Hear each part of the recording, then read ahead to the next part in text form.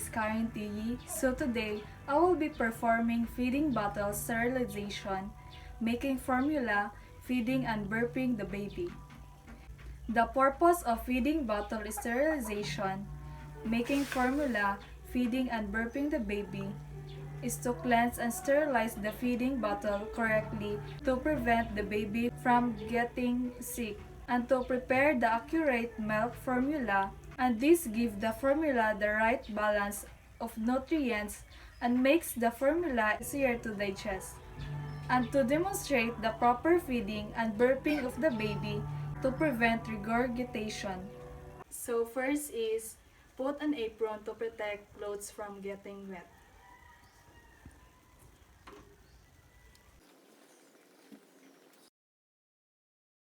And then wash hands with soap and water and then towel dry.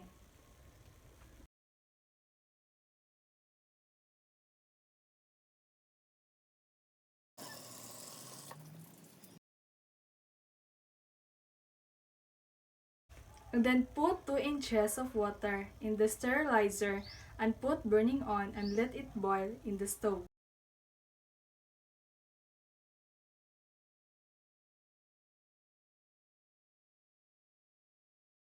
And then dismantle the feeding bottle in the basin with warm water and soap suds. But first, rinse the feeding bottle in running water to remove leftover milk. And then, you may start now cleaning the feeding bottle with warm water and soap suds.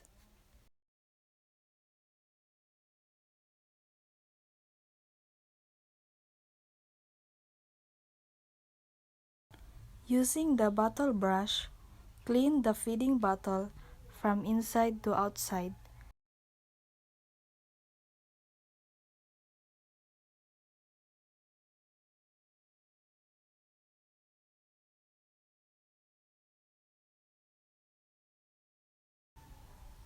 Then the neck, bottle groove,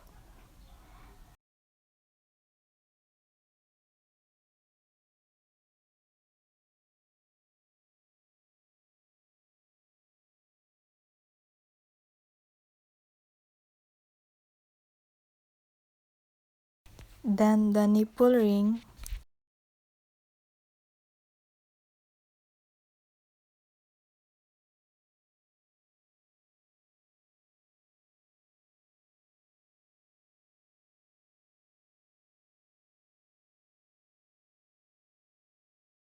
then the bottle cup.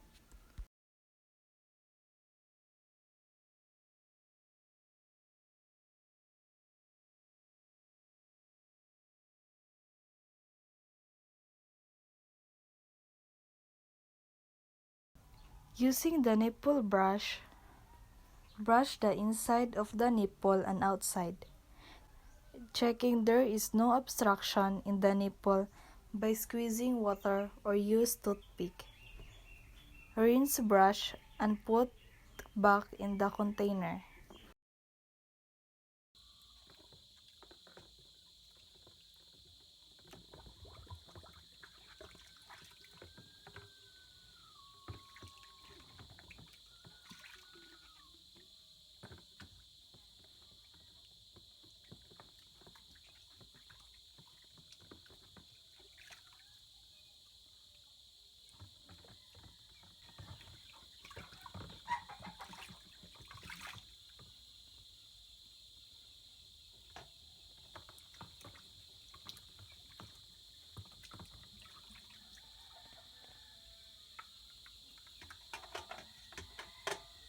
And then put the parts of the feeding bottle inside the sterilizer using the tongue, and include in the sterilizer the spatula and tongue.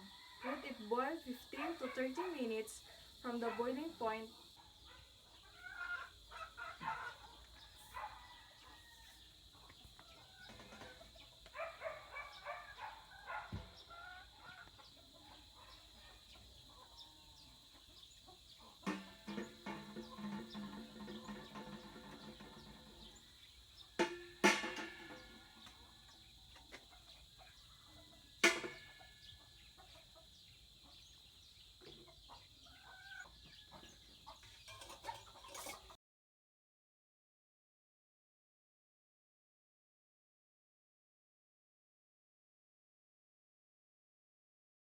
Then take out nipple first after 5 minutes.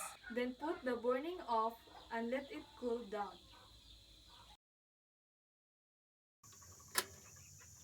When the sterilizer has already cooled down, put out the thing inside and out. It on the tray lined with a clean cloth. Use the tongue when picking out the things from the sterilizer.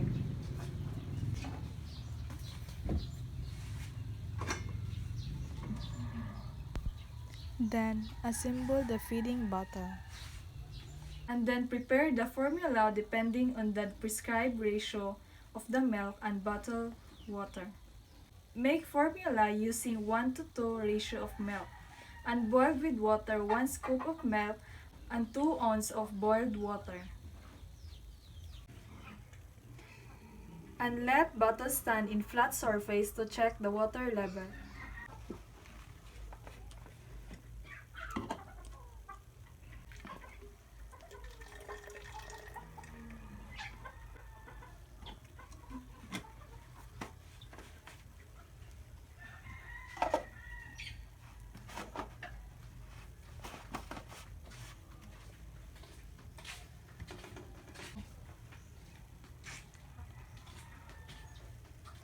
Then put powder milk, level the scoop using the spatula.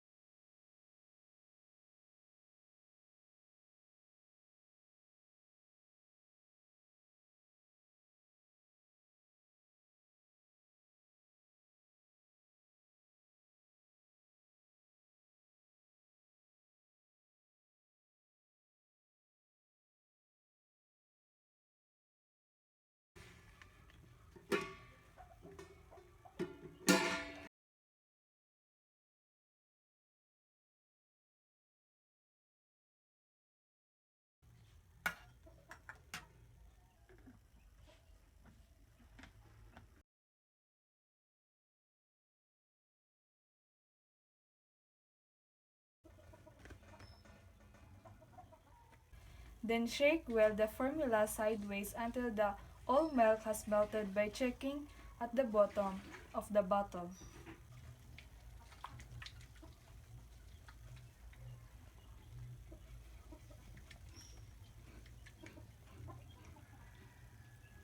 And then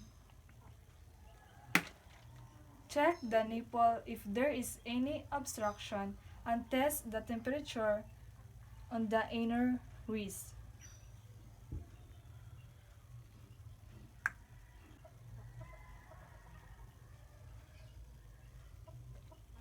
And then remove apron. And then wash hands with soap and water and towel dry.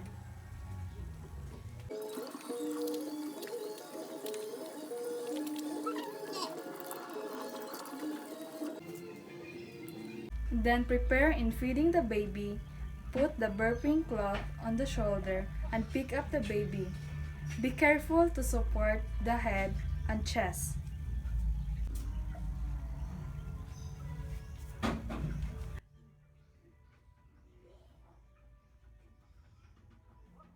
Then put the bib and position the baby in semi-upright position.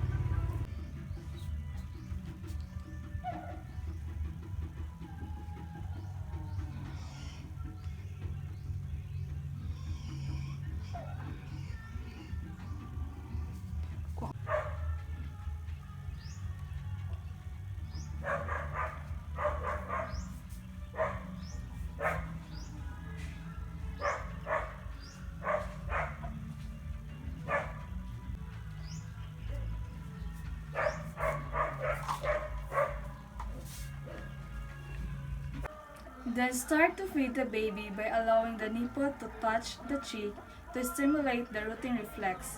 Position the feeding bottle in semi-titled position.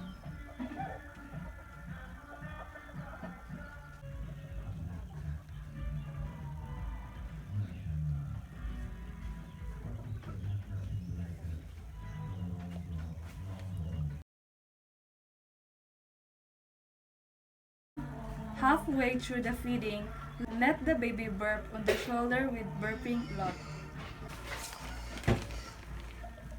Tilt the head of the baby sideways as not to cover the nose and mouth of the baby.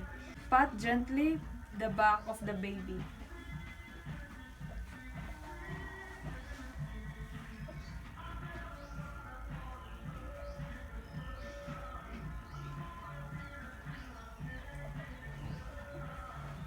After the baby has burped, proceed with the remaining half of the formula until it is all consumed.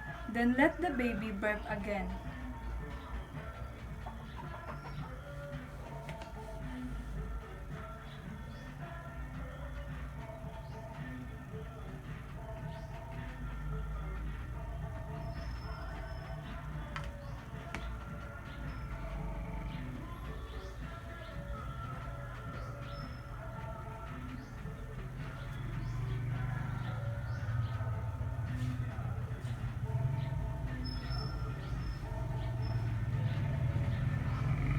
And then check diaper. If it is dirty, change it and put the baby back on the high chair or crib.